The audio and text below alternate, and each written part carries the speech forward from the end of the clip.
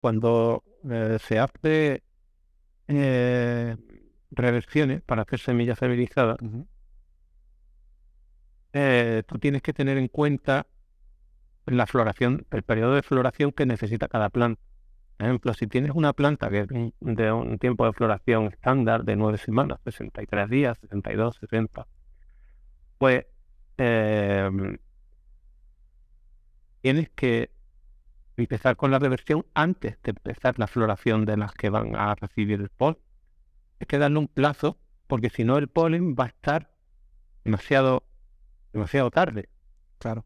demasiado pronto se va. Es decir, tú, por ejemplo, si en las plantas revertidas, por ejemplo, tienen que empezar a florecer antes.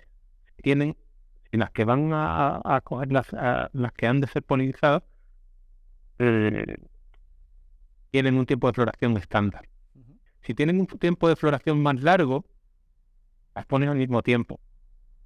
Por ejemplo, si tienes una planta que tiene 75 días de floración, pues las pones al mismo tiempo a florecer las revertidas, a las que van a producir el polen y las que van a recibirlo. Sí, pero tú cuentas a partir de que ya está revertida la planta, ¿no?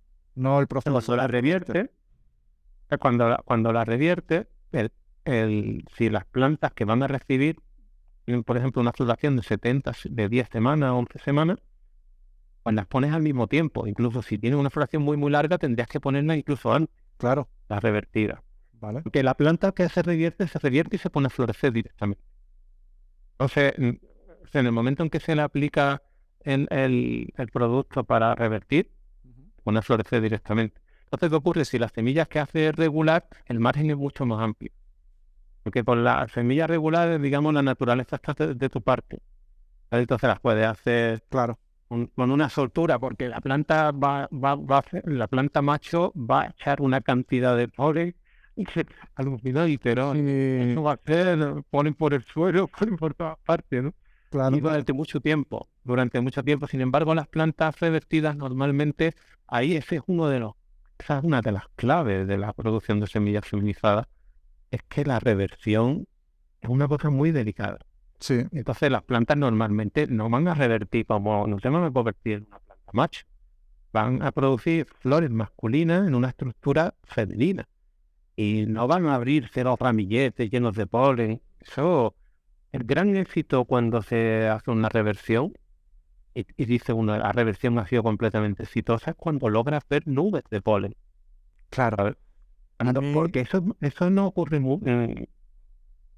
hay veces que ocurre y veces que no, incluso con la misma planta y que tú conoces y que es la que trabaja de manera regular. Y por eso te digo que hay un componente impredecible en todo esto, en la producción de semillas, que por lo menos en mi caso, realmente es verdad que hay que reconocer que yo no, Anicosin no es una empresa que esté centrada en producir, entonces, sino en ofrecer algo distintivo. Entonces, claro, lo distintivo tiene muchas veces esos precios. Cuanto más distintivo es lo que tú pretendes producir, claro. más pequeñas son las producciones, más dificultosas, más delicadas, más tiempo llevan, más índices de fracaso. Es Ya. decir, por eso muchas veces muchas variedades que están disponibles en el mercado se adquieren nombres, ¿no? Y después tú los ves y dices, pero si eso le queda un recuerdo, un 10% de eso. El resto es para que funcione, ¿sabes? El resto le añade funcionalidad. Pero cuando tú lo que pretendes es ofrecer ese carácter distintivo al 100%, te das cuenta que somos muy pocos los que producimos. Por eso yo quizás eh, veo que Marico sí tiene esa aceptación en Estados Unidos, ¿no? Y el respeto y el reconocimiento. Es por el hecho de que tiene ese carácter distintivo. Y ese carácter distintivo muchas veces tiene un precio que es que, digamos, en la cultura industrial europea no tiene cabida. Es decir, cuando tú llamas algo buba, Ujú. como buba kush, Sí, o una planta kush original con rasgos distintivos, estamos hablando de plantas muy pequeñas que producen muy pocas semillas viables. Es decir, le cuesta mucho polinizar, tiene una densidad y una estructura abrumadora, entonces casi no coge el polen, y cuando coge, tiene una estructura tan densa que las mismas semillas impiden que otras semillas se hagan. Es decir, después tú te encuentras con un trabajo primero para sacar esa semilla es muy difícil, porque eso es una piedra. Entonces, después cuando la sacas, resulta que tiene una producción, la planta es diminuta, y después además la producción que tiene es ridícula, y después de la producción te tienes que tratar de trabajar en limpiar y seleccionar solamente la viable, que es un pequeño porcentaje de total. Entonces, claro, ahí ves cosas rarezas, ves semillas nobles, triples, están unidas en una, son normalmente inviables. Claro. Ves rarezas, ves muchas rarezas que son lo propio de lo distintivo, los rasgos distintivos de las plantas. Pasa un poco como en la crianza de cualquier cosa, de perros, de animales, y te das cuenta de que cuanto más distintivos son los rasgos de una raza, más delicada es. Más puedes tener unos problemas específicos de salud, o puede tener unas debilidades, no puede comer cualquier cosa, no puede ponerse a ciertas cosas. Ujú. Pues, eso ocurre cuando quieres ofrecer algo distintivo también en el biocarnábico, en la genética. Y entonces pues te das cuenta que mucha gente no hace eso. Las empresas de semillas jamás podrían asumir los costes de trabajar de esa manera, ¿sabes? Porque realmente ahí están, como digamos, eso que te estaba explicando, la dificultad de todo ese carácter impredecible aumenta muchísimo. Y pues, donde de un esqueje de 50 o 60 centímetros podrías sacar 1000 semillas, en otra sacas 20 o 50, y con un trabajo enorme, ¿sabes? De tiempo de vegetativo, Claro. de relación por picoja, después del trabajo de... Me decías que te comentara cosas, pues un aspecto que es fundamental en la que es la producción de semillas, todo el proceso que empieza cuando se corta la planta, cuando se cosecha y está seca. Lo que empieza a partir de ahí, eso es toda una fase post cosecha. Claro, exactamente te iba a preguntar también sobre eso. Cuando vas a cosechar, yo las veces que lo he hecho, siempre he intentado que estuviera bastante madura la planta, no vaya a ser que, porque también me pasó de las primeras veces, de creí que estaba en su punto como la cosecho siempre, y había muchas semillas que me salieron al principio como sin color, verde, que la aplastaba y no estaban hechas. No le ha dado tiempo. No le ha dado tiempo de formarse. Entonces, eso me imagino, no sé cómo lo haces tú, lo dejas más tiempo para que madure bien. También corre el riesgo, ¿hay algún riesgo de dejarlo demasiado tiempo y se ponga mal o tal? Claro, la planta está muriéndose, entonces no tiene energía. Igual que la dejen más, no tiene energía para madurar la semilla. Por eso uno tiene que acompañar el ciclo natural del tiempo de floración, y la polinización debe darse cuando es el pico de producción floral, que normalmente es a los 30 días, entre 30 y 35 días en floraciones normales de 9 semanas. Ahí es cuando se poliniza. Y básicamente cuando tú ves que está todo lleno de pelitos blancos. Sí, cuando están todos los pistilos ahí Antes de que...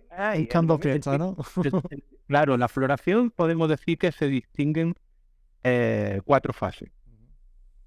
La primera fase es la prefloración, que se llama, son más o menos las 2 primeras. Estoy hablando en una planta media, que en realidad son la inmensa mayoría. Hablamos de plantas de 9 semanas. Sí. Entonces, las 2 primeras semanas son prefloración, solamente hay crecimiento. Pero la planta está haciendo el tránsito metabólico hacia la floración. Ahí es donde vemos todo el estirón y la floración, y que apenas tú no ves nada que sea floración. Eso desde que cambiamos a 12 horas, por ejemplo, empieza la floración, 2 semanas. Las 2 semanas siguientes, la planta lanza la floración, la producción floral. La primera es crecimiento. La segunda fase es lanza la producción floral. Por eso cuando pasa la 4ª semana y entra en la 5ª, estamos ya llegando a un mes, nos encontramos con que la planta está enfocando toda su energía en la producción de flores nuevas.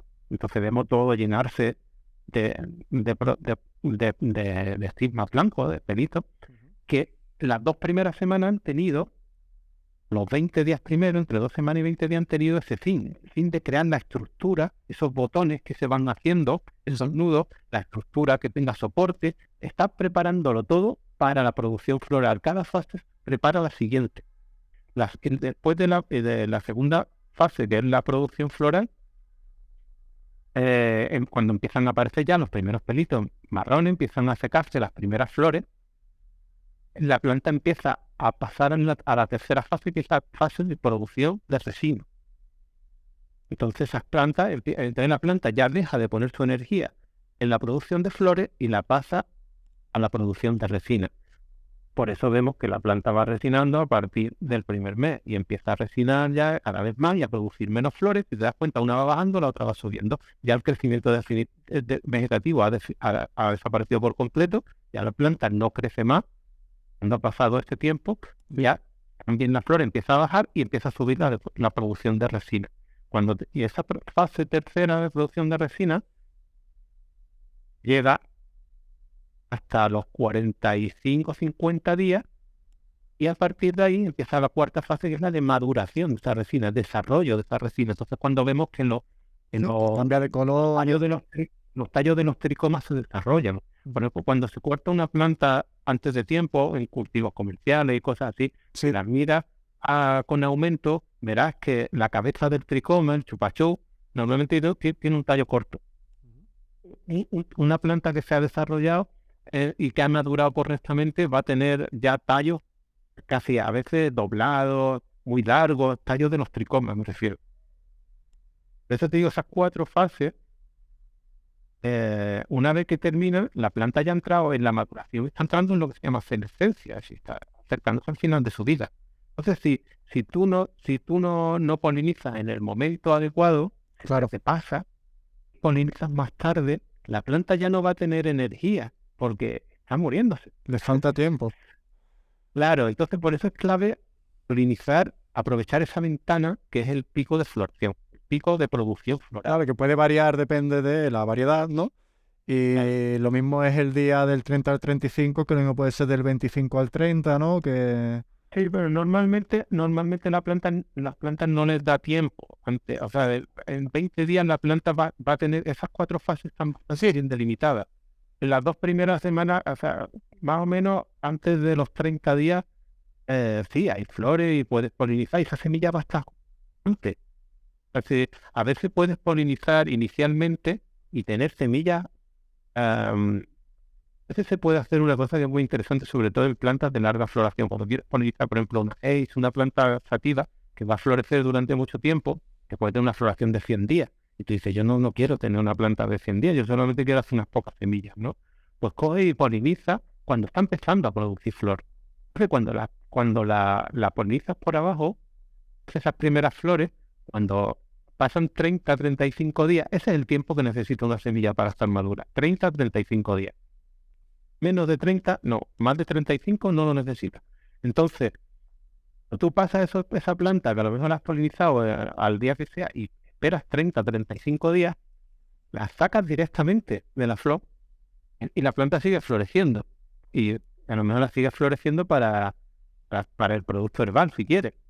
Pero no necesitas seguir floreciendo porque la semilla ya está hecha. Y lo mismo al contrario. Si se te va de tiempo, si se te va tarde, pues puede ser que dejarlas más tiempo no sea solución, no sea el remedio, porque la planta ya no tenga más fuerza, más energía para poder terminar esa semilla. Pero sí, normalmente se deja un poquito más.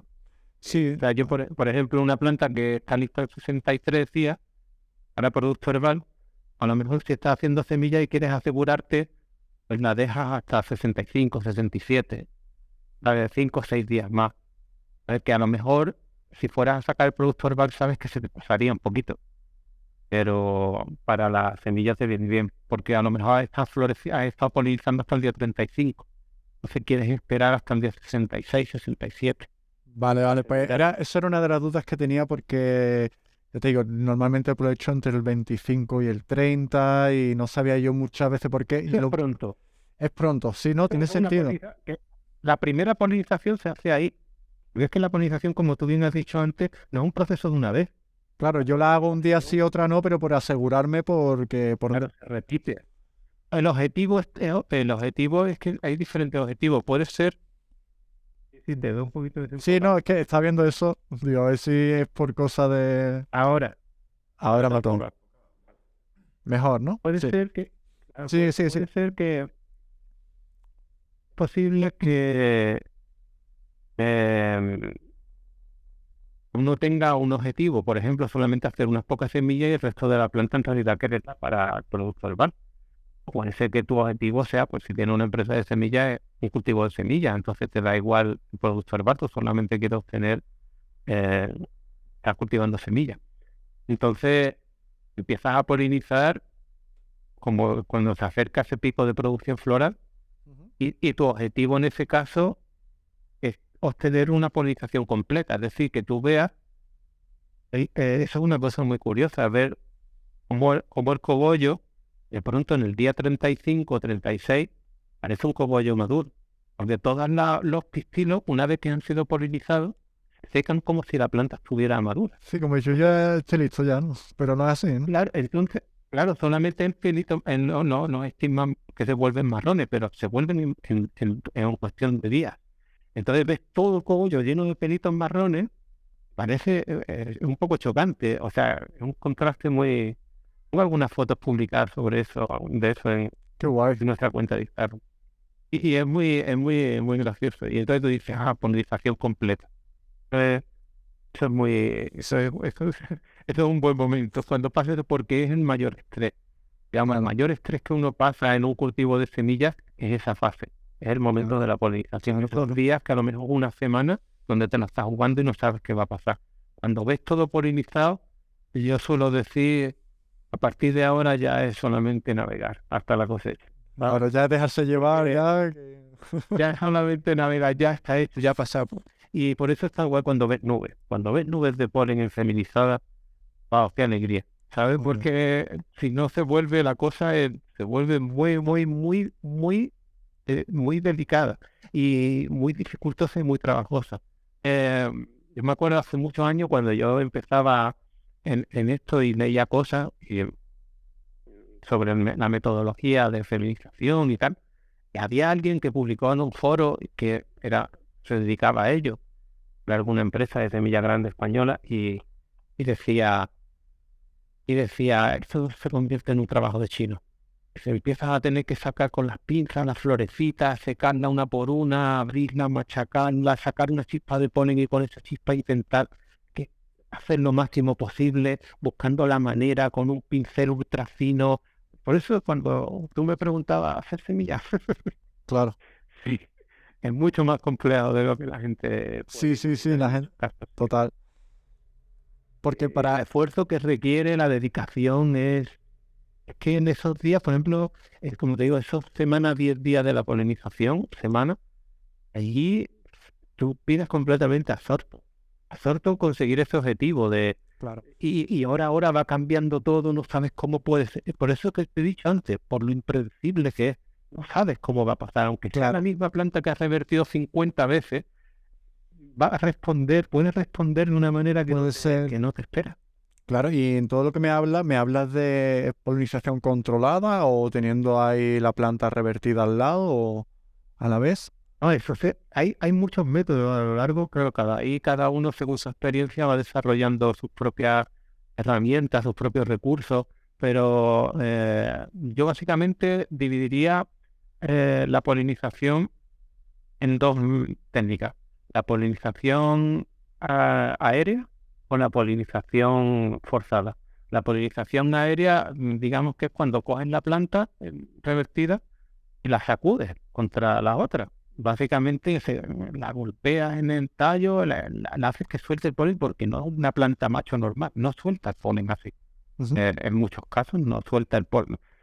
La planta macho va al revés. No más quieres mover porque como la toques, ¡pum!, ahí ponen por todas partes. Pero la planta revertida normalmente Más delicada. hay que sacudirla, hay que saber y desarrolla una metodología de cómo sacudirla para que suelte. Y esa polinización, digamos, sería la aérea, cuando directamente, simplemente... Sí, emular un poco más lo natural, entre muchas comillas, porque aquí de natural ahí estamos todos muy forzados, pero sí es lo que se pasaría en la naturaleza, ¿no? Que hay Sí. un... Pero en muchos casos hay que recurrir a lo que es la polinización forzada. Y la polinización forzada, pues, es coger cada planta revertida, ponerte, recoger las flores que están maduras Claro, eso es lo que yo hago, porque la primera vez que lo intenté hacer como tú estabas explicando y fue un fracaso total, porque no se me sincronizó, yo le daba palmadas de esto y algunas soltaba un poquito, pero yo no vi nubes. Y ahí es cuando dije, ostras, esto no es tan fácil. Y ya después las siguientes veces, pues lo que hice fue recolectar esas flores, ¿sabes? Para extraerles el polen. Y lo que te iba a decir, también que nos aconsejaras un poco a la hora de recolectar la flor, ¿cuándo tiene la mejor calidad para recolectarla? ¿Y cómo la recolectarías? Porque yo otras veces lo que he hecho ha sido directamente cogerlas con pinzas. Cuando he visto que nada, tocarla un poquito, salía un poco de polen y la metía como en un, no sé cómo se llama, como para hacer hachís, ¿sabes? Y lo usaba como para que extraer el polen, nunca mejor dicho. Sí, muy buena idea, buena idea, buena idea, muy buena idea. A mí me parece que en el método que nosotros utilizamos y que a mí me parece que funciona muy bien, eh, primero es reconectar las flores cuando están maduras, recién abiertas, lo ideal. Hay que hacerlo con mucho cuidado, como tú has visto, porque si no se cae, el polen se lo pierde. Sí. Entonces, recolectarlo así por ejemplo, sobre una hoja de papel o algo así, y entonces transferirlo a una malla, como la que te he dicho de serigrafía.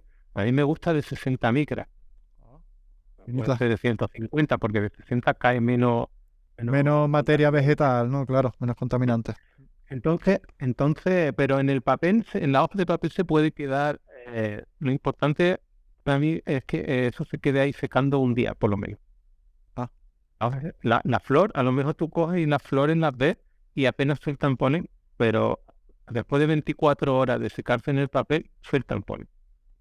Sí, como que, sí, como cuando a lo mejor cortas una flor que todavía no está y ese pelo blanco se pone marrón solo después de haberla cortado, ¿no? Como que sigue madurando después de, ¿no? Claro, al secarse libera, al secarse la flor libera mejor el polen.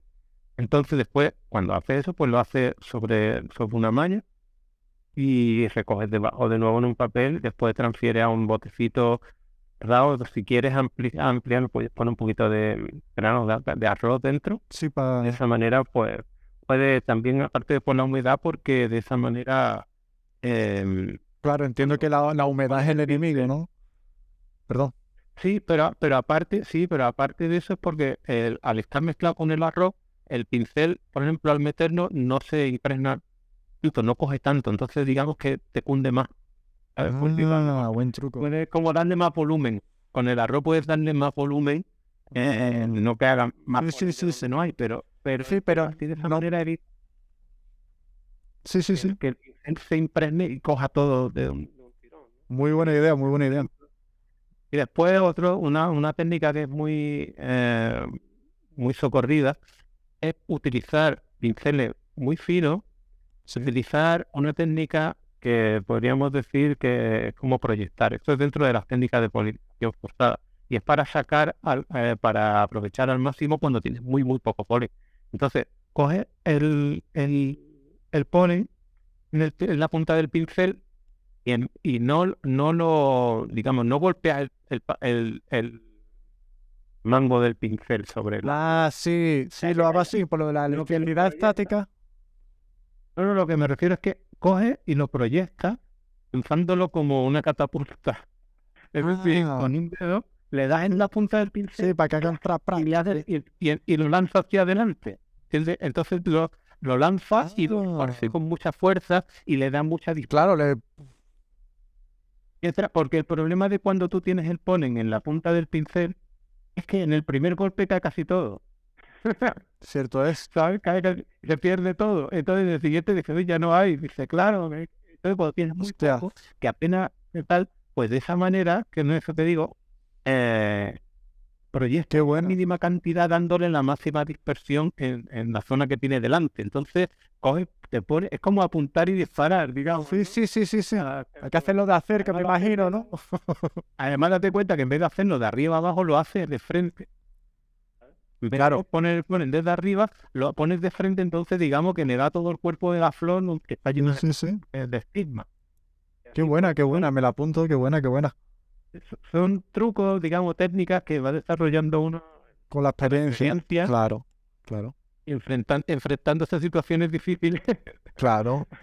Bueno, Pero y también lo que hablábamos antes, ¿no? De todos los mitos que que te habrás enfrentado, ¿no? A la hora de hacer semillas y polinizar, precisamente, porque esto no se podrá, porque no, ¿no? Y seguramente, pues, sí, se desarrollan estas cosas como hemos estado hablando antes, que es probando y documentando eso y diciendo, no, mira, se puede por esto, por esto y por esto. Pero si lo haces 2 días más tarde, no vale.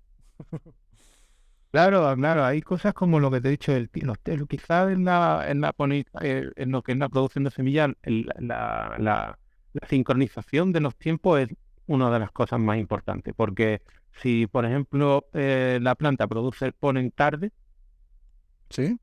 ya has perdido la ocasión, Claro. ¿no? ¿Sabes? Porque si tú imagínate que resulta que eso puede pasar. A veces pones a florecer y aunque la planta normalmente en 35 días tenga el máximo de producción de polen, cuando las primeras flores se abren en el día 28, por ejemplo, de floración, pero cuando realmente produce el volumen mayor de polen, a lo mejor en el día 34 o 35. Pues imagínate que de pronto, por lo que sea, resulta que las plantas eso se alargan. Y cuando producen el pico de producción de polen en el día 45, 10 días después. Claro, sí. ¿Ahora qué hago?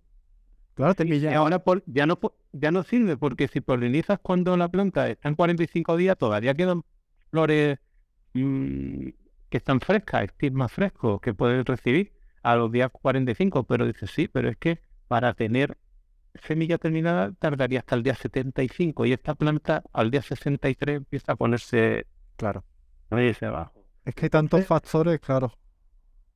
por eso te digo, la sincronización de los tiempos es quizá un factor Yo, clave. yo es lo primero que me metí de frente en la cara y que me di cuenta de cuando la primera vez que dije, vale, esto no es tan así.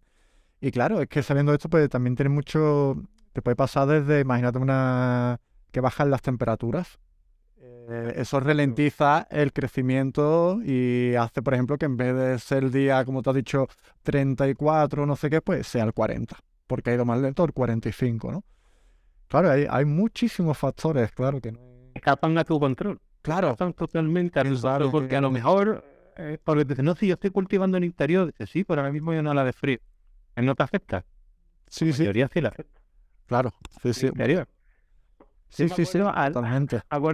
mira, me acuerdo, Tony, hace muchísimos años, 20 años ya, había un chaval de Vitoria que hacía Fossi Algodonov, se llamaba aquel.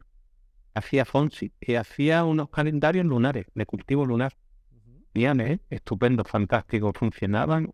Yo lo seguí un año entero, era alucinante. Y él lo hacía todos los años y viajaba con su coche por todos los groves de España. Por eso te digo que es que los tiempos han cambiado mucho en ese sentido, ¿no?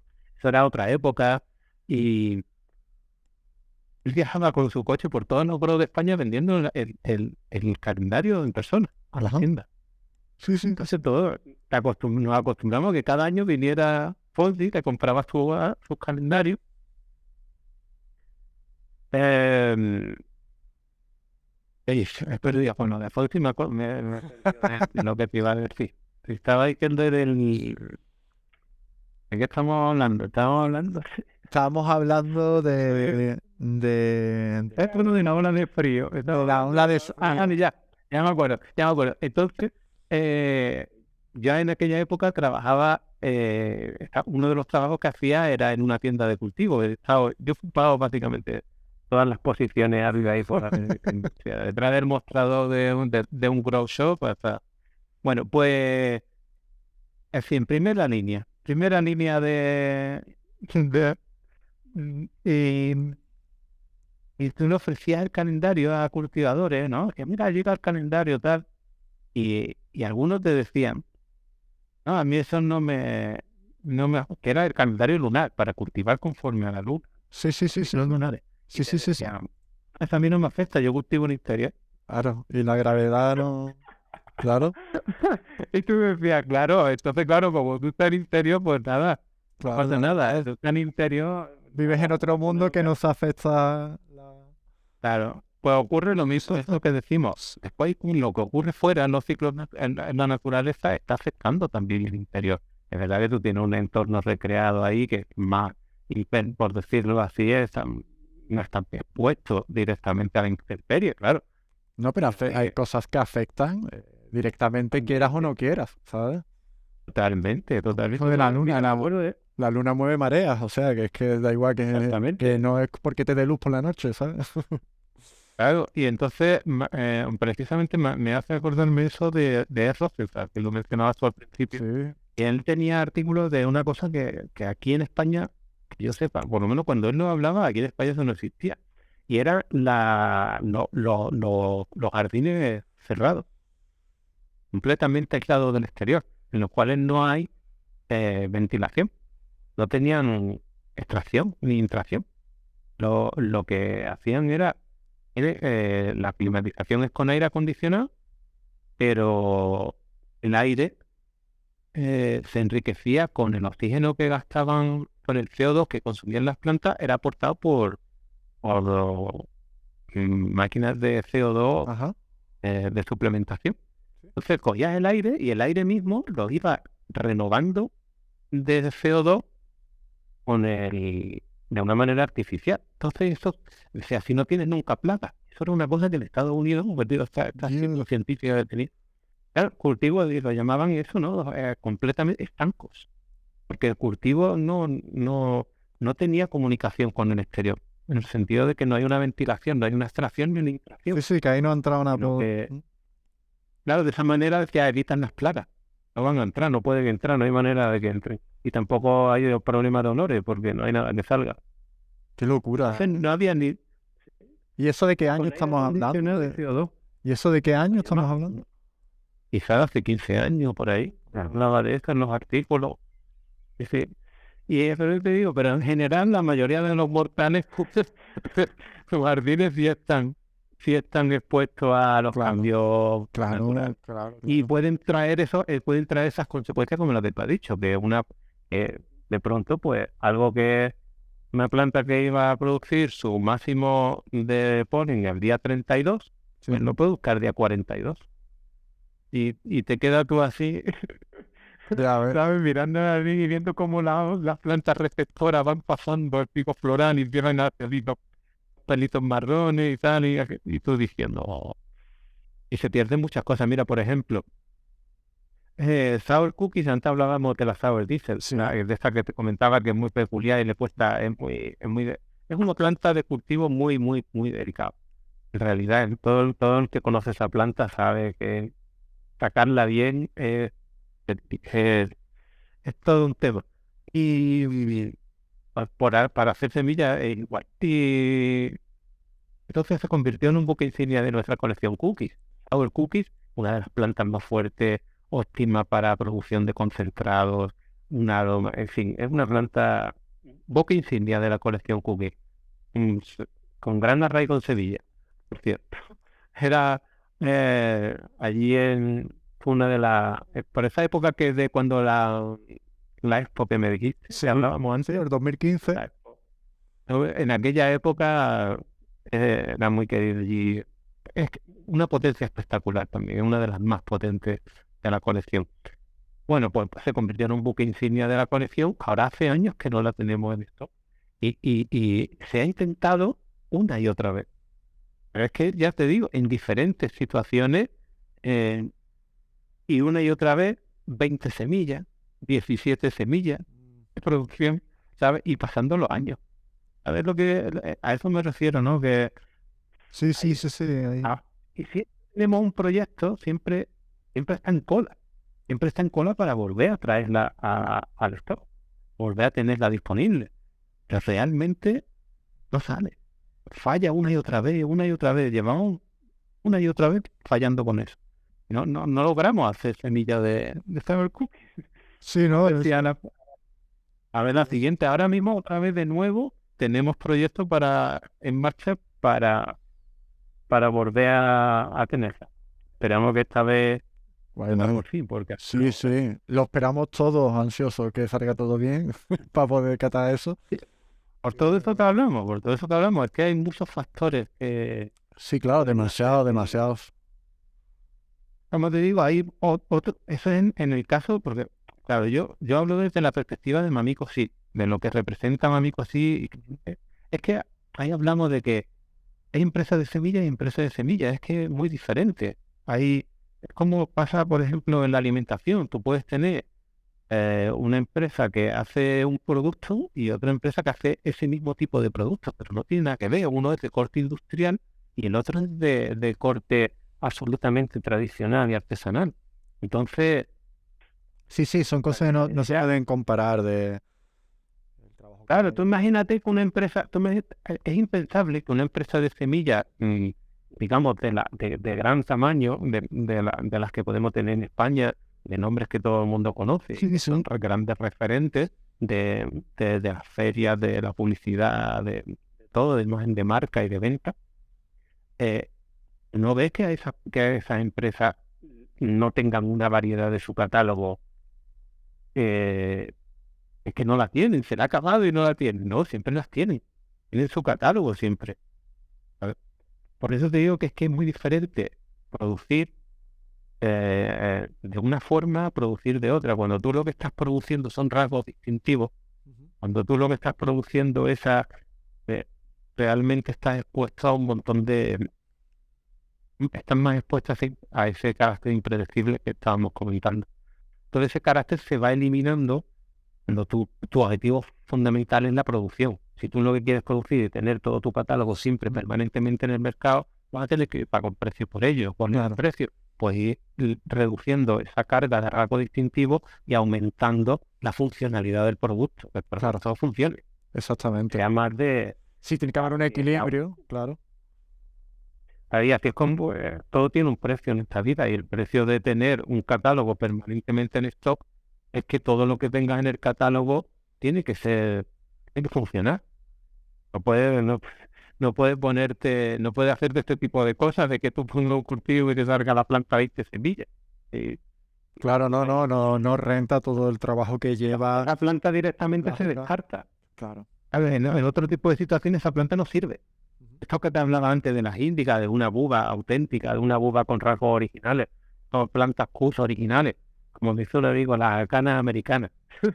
Que fíjate, como una contradicción, ¿no? Si es gana, ¿cómo va a ser americana? Las ganas Pues sí, ¿no? Las ganas americanas. Pues sí, entonces en realidad está diciendo, claro, está diciéndote, claro, es que no es la Gani holandesa, ¿no? Porque claro, si vemos las ganas holandesas, vamos a unas ganas que de rasgos distintivos no quedan muy poco, está ya muy cruzada, está muy hibridada. De esa manera, pues tienes una planta, como estamos diciendo, que con una plantita de 50 centímetros te salen 1000 semillas y todas son perfectas. Claro. A veces, a veces, manico, si tienes cruces así, plantas que realmente funcionan así, eh, y te das cuenta de que la diferencia es abismal, es como la noche y el día de hacer una planta con una madre como Sour Diesel de Riffy, una planta que funcione bien, ¿no? Como una amnesia, por ejemplo, yo qué sé, clon cordobés, la cordobesa, ¿no? Sí, O sí, claro. son variedades, claro, que de pronto pues no tienen nada que ver, son variedades que funcionan muy bien, de flor abierta, entonces produce toda una semilla muy uniforme, toda igual y toda crece bien, no hay semillas inviables, ¿sabes? Una diferencia, como te digo, como la noche y el día. Pero claro, ese es otro de los motivos por el cual al final también se dio esa especialización con la cookies. La cookies pura es una planta de ese tipo, muy distintiva, en que a mí hay gente algún colaborador me decía, tío, es que las semillas de cookie tiene lo que cuesta sacarlas. Es que cuesta 10 veces más que otra. Es que me tiro de ahí sacando la semilla, es como una piedra.